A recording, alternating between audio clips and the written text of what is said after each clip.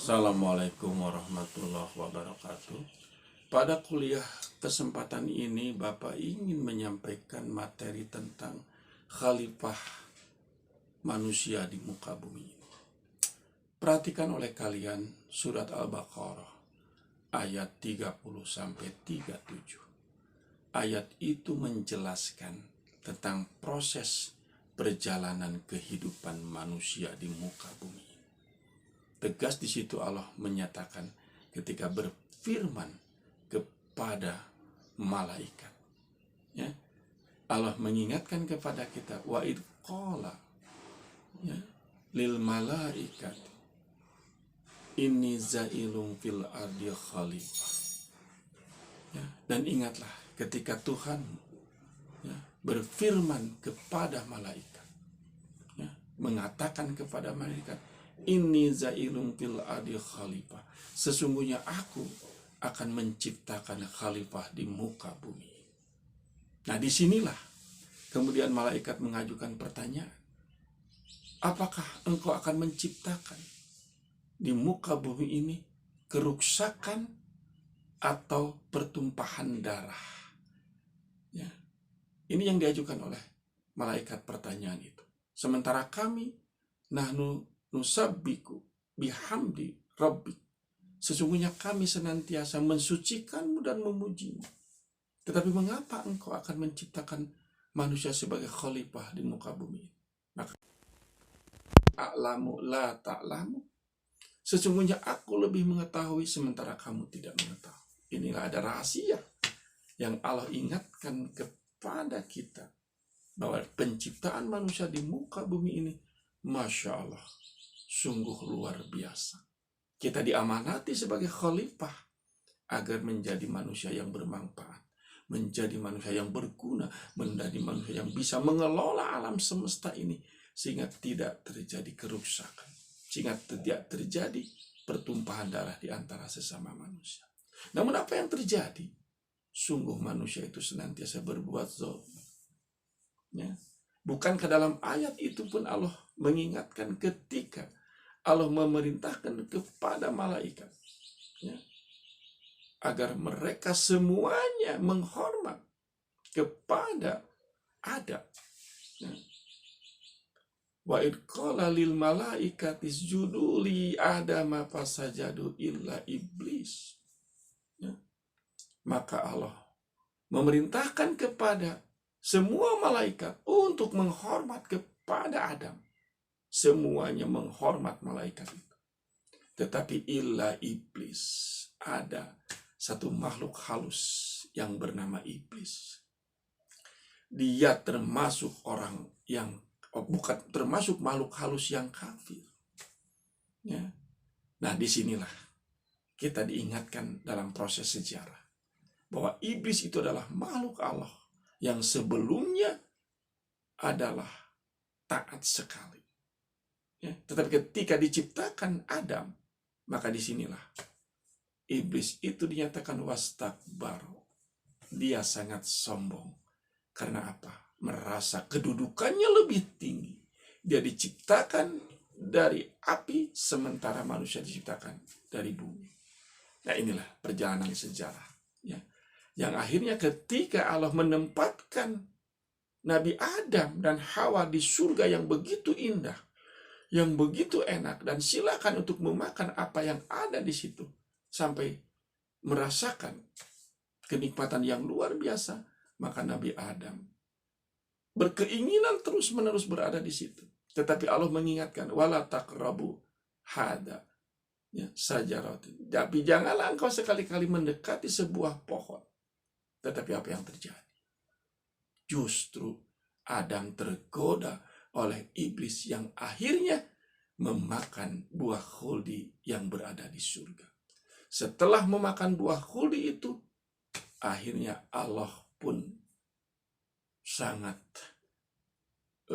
menyesalkan tindakan zalim yang dilakukan oleh mereka berdua. Sehingga akhirnya mereka diturunkan oleh Allah ke bumi. Jadi kita ini sebenarnya adalah manusia bertempat tinggal di surga. Tetapi karena Adam berbuat kesalahan dan tidak mengikuti apa yang diperintahkan oleh Allah, dan terganggu godaan setan, akhirnya diturunkan oleh Allah ke dunia. Di dunia inilah kita yang sekarang oleh Allah diberi hidup, mempunyai tugas sebagai khalifah, wakil Allah di dunia, untuk memakmurkan, ya, untuk bisa memelihara alam semesta ini dan memanfaatkan alam semesta ini untuk kepentingan manusia itu sendiri, agar memperoleh manfaat yang luar biasa. Tapi apa yang terjadi dengan manusia? Justru manusia berbuat zalim dan berbuat kesalahan yang begitu banyak. Makalah Allah mengajarkan kepada Nabi Adam dengan doa, Rabbana zolamna anfusana wa ilam taghfir lana wa tarhamna lanakunanna minal khasirin. Ini doa yang diajarkan oleh Allah kepada Nabi Adam. Karena Nabi Adam telah berbuat zalim kepada dirinya sendiri ketika Allah memerintahkan jangan sekali-kali mendekati pohon itu. Tetapi mereka berdua ternyata melakukan tindakan yang tidak diperkenankan oleh Allah. Dan kita sekarang ini adalah keturunan Bani Adam, mempunyai tugas dan tanggung jawab sebagai khalifah di muka bumi.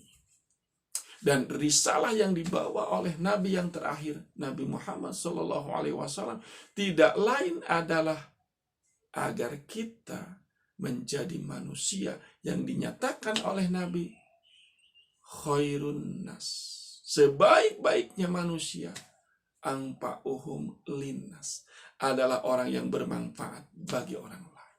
Salah satu kita sebagai khalifah di muka bumi ini adalah menjadi manusia yang bermanfaat kepada siapapun.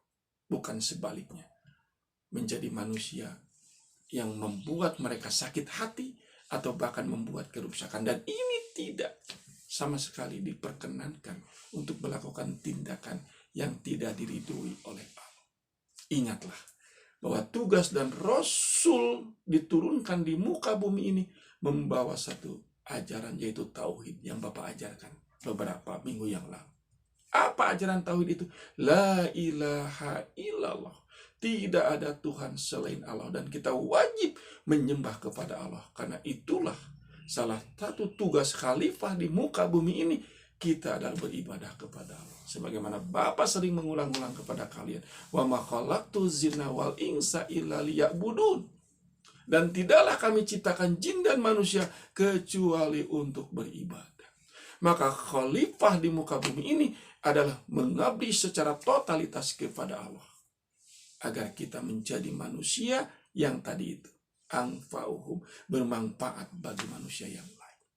Maka sebagai mahasiswa, jadilah manusia yang bermanfaat bagi siapapun, dan jangan sekali-kali mengecewakan bagi siapapun. Kalau sudah mengecewakan, atau Anda berbuat khianat, atau Anda berbuat zalim, Anda sendiri yang akan rugi dan Anda akan tidak dipercaya. Kalau sudah tidak dipercaya, maka Anda akan menjadi sampah di muka bumi. Maka hati-hatilah. Sebagai khalifah di muka bumi ini, jaga hati kita untuk tidak menyakiti siapapun. Apalagi berbuat dan bertindak tidak sesuai dengan hati kita. Dan Nabi pernah mengingatkan, man kana yu'minu billahi wal yaumil akhir falyakul.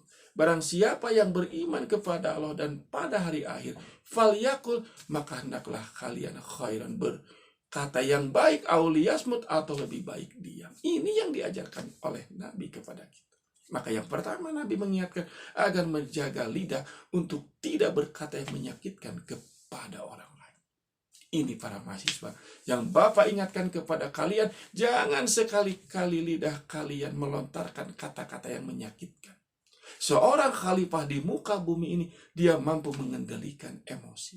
Dia mampu mengendalikan lidah untuk tidak berkata yang tidak baik. Dan ibadah yang terberat, kata para ulama, adalah menjaga lidah. Maka kalian, Bapak titip amanat, hati-hati dengan lidahmu. Berkatalah sebagaimana Nabi menyatakan, khairan, yang baik, auliyasmut, atau lebih baik dia. Dan ini tugas sebagai khalifah, menjaga kerusakan akibat mulut kita, lidahmu harimau.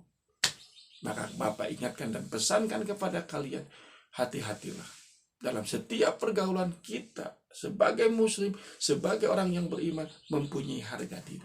Jangan sekali-kali ingin mengambil barang orang lain, atau Anda sekali-kali berbuat tidak jujur, karena Anda akan tersiksa dengan ketidakjujuran itu. Kita ini cenderung ingin berbuat baik, ingin selalu benar, dan itu fitrah kita di muka bumi ini. Inilah sebagai khalifah di muka bumi. Baiklah para mahasiswa, silakan tugas yang Bapak biasa berikan kepada kalian, tulis surat Al-Baqarah ayat 30 sampai 31 tafsirnya, buat terjemahannya, kemudian bahasan Bapak barusan dijelaskan pula, kemudian silakan kalian buat, diberi waktu untuk 2 hari. Semoga bermanfaat. Billahi taufiq wal hidayah. Wassalamualaikum warahmatullahi wabarakatuh.